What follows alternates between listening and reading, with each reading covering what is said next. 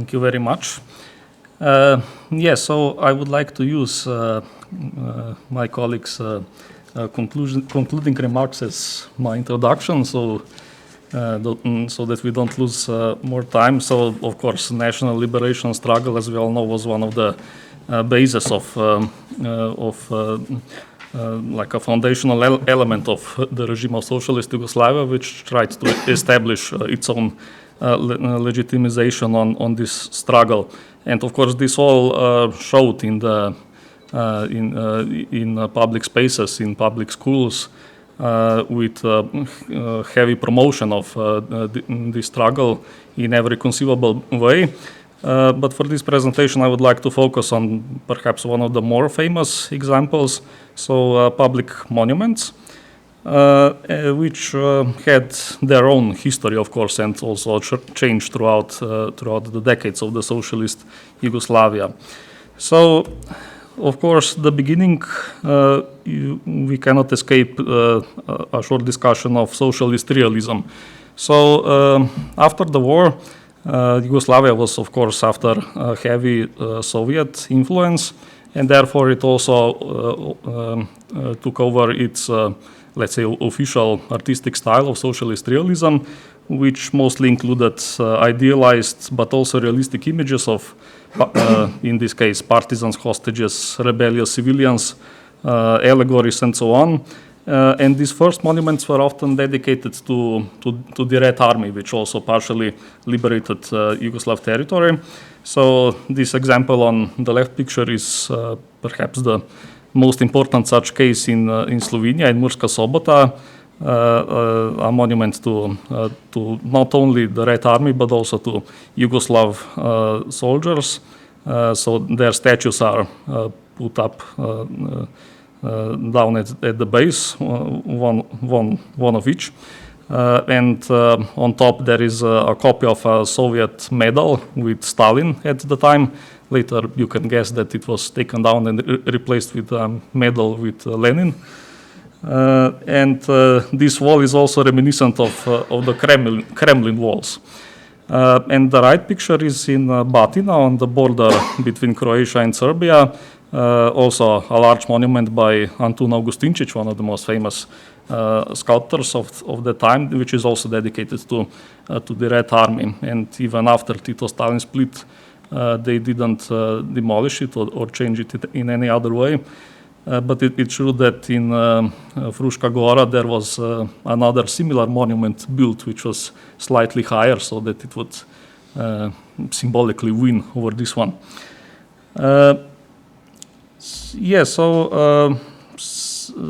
Approximately up until the end of 1950s, this socialist realism was the main style of these monuments.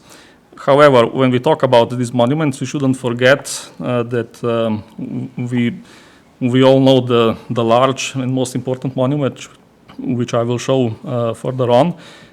But we mustn't forget that there were literally thousands of these monuments all across Yugoslavia, and that the majority was quite a lot more modest than what we usually think about. So the majority of them were memorial plaques, like this one, a random example from a textile school in Kranj. There were rocks with carved inscriptions, there were memorial busts, and so on. This is something to keep in mind. So I don't have time to focus on all of this, but it must be remembered that these smaller memorials were placed all around the country, and while we remember, of course, the large-scale ones, there is quite a widespread network of these smaller memorials all across the country. So from the first post-war weeks, there were many local communities, schools and factories and families of the fallen partisans and other members of the national liberation struggle that began to come up with ideas for commemorating fallen relatives, colleagues, or acquaintances. And they began to unveil more or less simple monuments on their own initiative, usually the work of local stonemasons or local artists, so not the ones who studied in schools. But in some places they were also more ambitious and put up monuments with sculptural works of skilled artists. So this is one example from Kamnik here in Slovenia, a work of put up by a local factory in front of a factory. So some of these monuments did contradict the general ideas that we have about these monuments today. So yes, another socialist realist example of a monument from Kraljevo in Serbia, but also a work by a Slovenian sculptor, Lojze Dolinar. He was also active in Serbia even in the interwar period, and then he continues to produce his works also for Serbia. So a large-scale monument in socialist realist style, which still exists in Kraljevo. Yes, and another case of socialist realist monument from Podgorica in Montenegro. There is a couple of partisan statues in front of it. It can be seen very well in this picture, but also this is a typical example of a combination of socialist realist statues with an monumental architecture. So this is a mausoleum which hosts the remains of many Montenegrin national heroes and other fighters. Yeah, so from Podgorica, which used to be Titograd, to Tito. So a special place in this context belonged to the image of the leader of the partisan struggle and then the post-war Yugoslav leader, Tito. His cult of personality was already being built during the war, and it strengthened even more after the victory in 1945. So I imagine you all know the left picture. So the most important and most well-known statue, also made by Antun Augustincic, which was created in 1948 and placed in front of Tito's birdhouse in Kumrovec. And it shows him not as a mighty or triumphant commander, but as a thoughtful, if not even worried leader planning the next steps in the war. This is how Augustincic, as he claimed in the interviews, reminded him in the war. So this statue proved to be the most popular sculptural imagining of Tito, and a lot of copies were made, some meant for decoration to put on table, but also many other copies for public monuments, and the largest of them was built in Velenje, which was also named Titovo Velenje at the time. And as a curiosity, one of those statues also somehow ended up in Dallas in Texas by a collector who has a collection of communist socialist statues. And the one on the right is perhaps the other also well-known statue of Tito. This was put up in Užice in Serbia in the early 60s, and it was made by Frano Kršinić, another Croatian sculptor. And he said in the interviews that he imagined Tito as a mighty rock that nothing can topple, and this is the image that he wanted to show with this statue. Yeah, so going back to those smaller and locally produced monuments, we must remember that some of these monuments, at least the ones in the first after-war years, kind of contradict the image we have of these monuments today, because they used symbolism, metaphors, and ideas that were known from the pre-war times and mostly from religious contexts. So for Slovenia, we can find a couple of interesting monuments which either combine both the red star and the Catholic cross, sometimes with cross larger than the star. Some even had the form of chapels, as this one on the left picture, and messages with a Catholic tone, such as "Suffering is over," which is written on the memorial to the right, which you can also see features a cross prominently. Particularly famous are the monuments by famed Slovenian architect Jože Plečnik, who was a devoted Catholic. He often incorporated religious symbolism into his works. So this is, for example, a monument in Zgornje Gorje, also in northern Slovenia, so in the form of a rosette and with a figure similar to Virgin Mary. So even though there is a five-pointed star, but there is also somewhat hidden religious symbolism here. So towards the end of the 1940s, the Yugoslav Union of Fighters, the SUBNOR, was established, and they took over the care of the monuments. They were usually critical of these earlier attempts of locals to put up monuments. They called them clumsy and artistically deficient and rudimentary, and also established Yugoslav artists more or less agreed. So there was a sort of opposition between people who put up simple monuments to their dear ones, and the veterans and artists who desired to achieve something larger with these monuments. Another topic that was cause of different interpretations was the message of these monuments.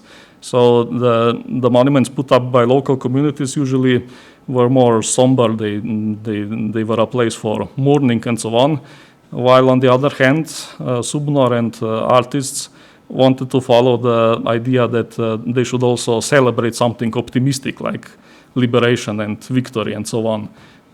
So there was quite early this clash has appeared, and this is something that has probably stayed for decades and was never really resolved. So in some of the more important public competitions for partisan monuments, artists therefore began to move away from purely social realist depiction of fighters eventually, which was also contributed to by the Tito-Stalin split and the search for new paths for socialist Yugoslavia. So in order to show this distance from the Soviet models and more openness to Western influences, the monuments also became a field of experimentation. And even though human figures remained constant in monument depictions, they also became stylized, deformed, combined into larger shapes or otherwise modified. So a couple of famous examples, a statue of Stjepan or Stevan, depending on who you ask, Filipović, who was hanged in Valjevo, Serbia in 1942. This famous photograph was taken where he was calling to the resistance just before he died, became a sort of a symbol of resistance of the entire partisan movement, and it was made into a statue by Vojin Bakić, who colleague mentioned earlier, who was a famed Croatian sculptor who tried to experiment with new shapes and stylized human figures such as this one. Then on the left is a monument by sculptor Jakub Savinšek, a Slovene sculptor, in village of Kvasica in South Slovenia, dedicated to a battle between partisans and Italian army, which also has a human head shape, but also in its own artistic interpretation. And on the right is a monument to victims of Hungarian raids in Žabal in Vojvodina, also with deformed human bodies.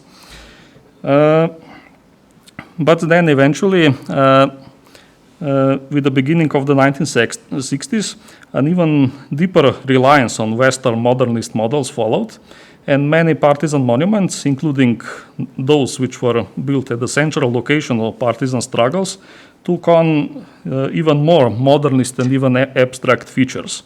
So in the cities and especially in the countryside, so in the countryside meaning the mostly remote locations of battles and mass executions, sculptures that could be several tens of meters high have appeared, and they were created by some of the most important Yugoslav artists.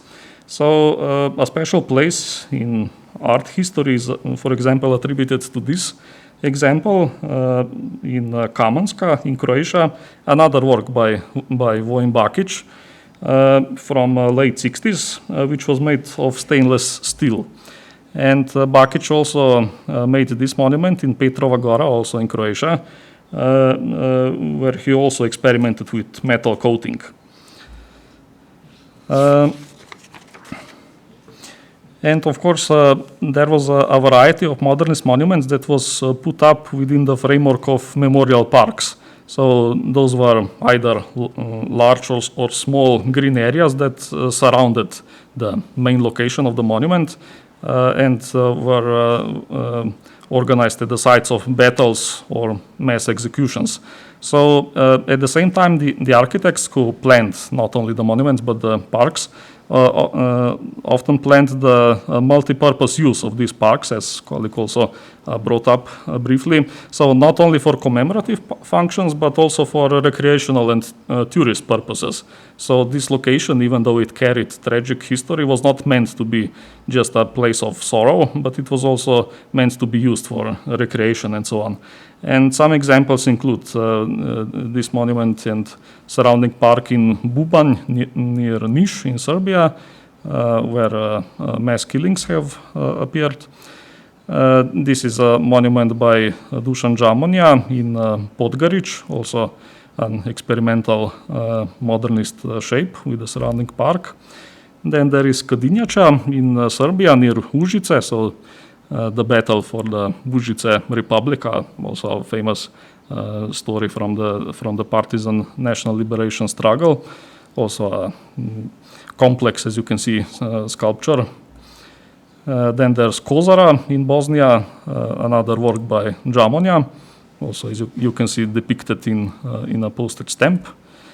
Then Kragujevac in Serbia, a location of mass killings of people from Kragujevac and students from the same city, with this monument in famous V-shaped statue.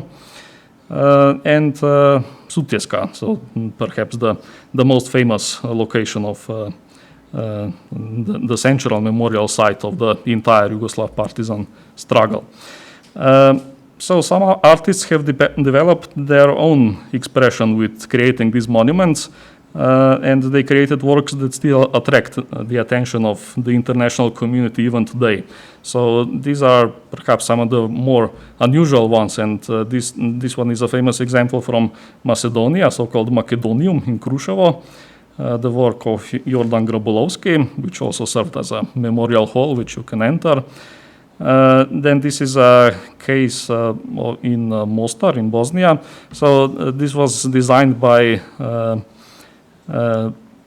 Bogdan Bogdanović, a famous Serbian architect who was inspired by a wide range of world architecture. So he developed a particularly individual author's language when designing his monuments.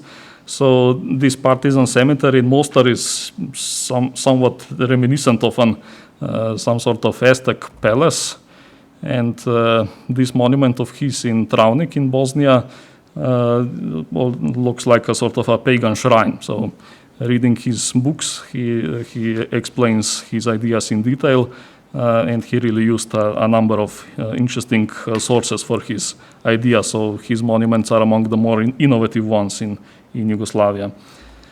Now here is another example from Slovenia, Ilirska Bistrica, which uses the form of the karst cave, so a terrain which is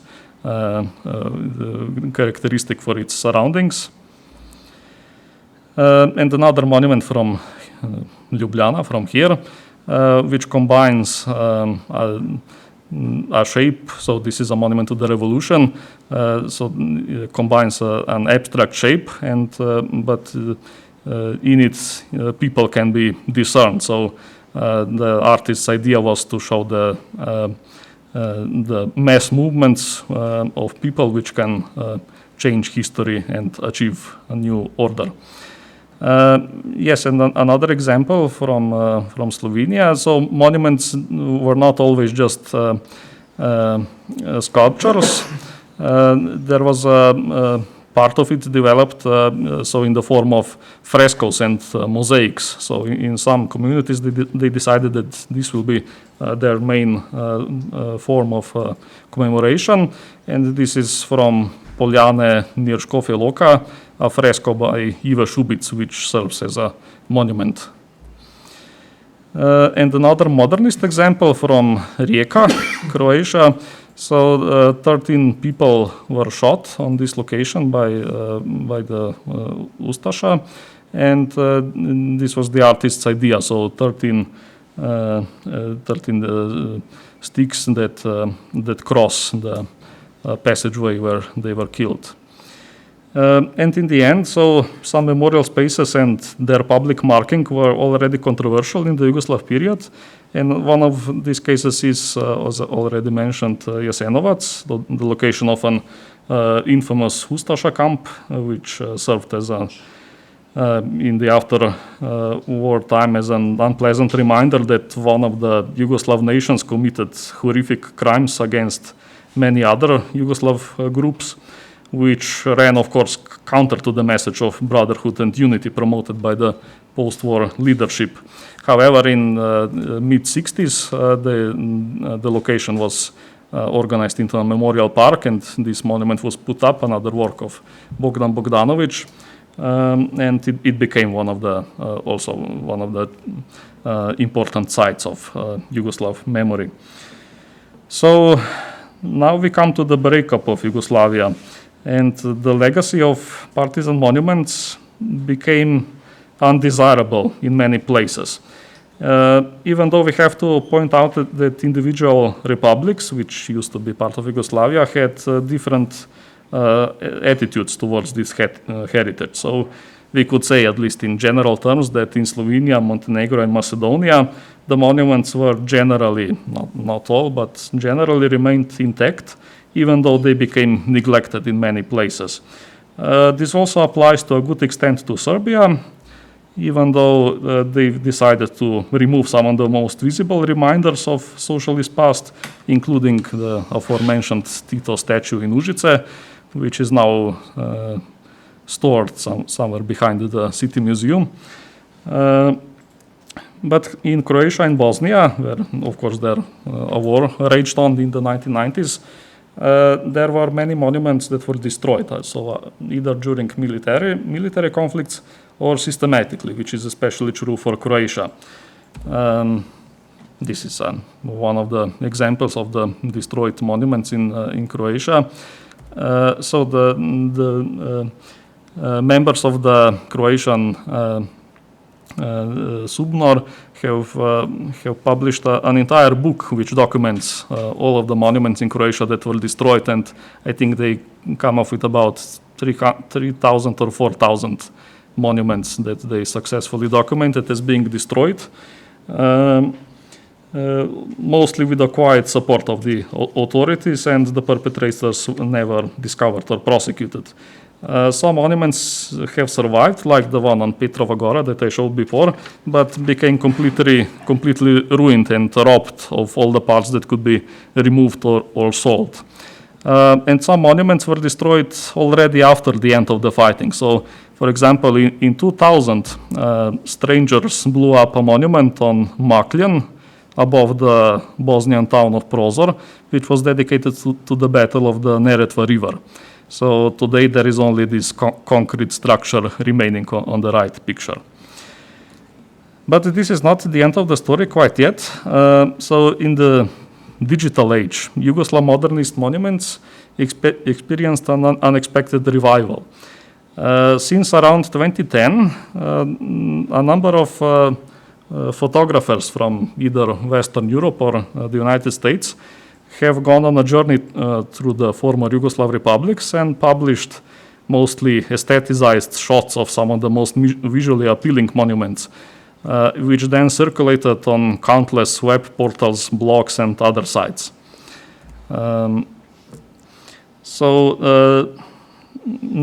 Nevertheless, this interest remained somewhat superficial, because there was a narrative established that these are all Tito's totalitarian monuments, And even though the Western public admires that they are so space futuristic, and in most cases because they are abandoned, so they are considered visually fascinating and attractive, but they also don't give them any substance whatsoever, because the logic is that Yugoslavia fell apart and there is no socialism, so these monuments don't mean anything to anyone anymore.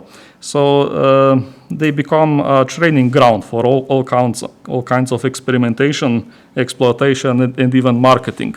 So on the picture you can see an advertisement made by some Australian firm for sunglasses, which used the Jasenovac monument as a pretty background. So that is the approach that's taken many times in the West with these monuments. So many researchers consider it a form of Orientalism, so that the monument just simply lose all meaning within their original context and become some kind of extraterrestrial artifacts that anyone can interpret in any way they want. And even the use of the word spomenik, or in Serbo-Croatian spomenik, has become a sort of orientalistic interpretation, because in those articles you can mostly read the word spomeniks, so in English, but in Serbo-Croatian plural. Yeah, so this is one such typical example, which is more than a decade old by now, which mostly approaches this topic from the perspective I just mentioned. However, on the other hand, by now there are also quite a lot of academic criticism of this approach, and several articles have already been written that problematize this market and superficial treatment of these monuments. So both from the West and from the countries of former Yugoslavia, there are also many attempts to evaluate this heritage more precisely. One interesting example coming from the United States by pretty much just one very avid researcher is this website, Spomenik Database, which tries to document with pictures and text pretty much individual important monuments and the history they are talking about and so on. So quite an interesting read. And of course there are many monographs, photo monographs, articles that evaluate this complex and controversial but also attractive heritage of partisan monuments in a more nuanced way. So here are a couple of newer examples which of course discuss all this question in much more detail than I could in this time. So I was already a bit too late, so I will end now and thank you for your attention.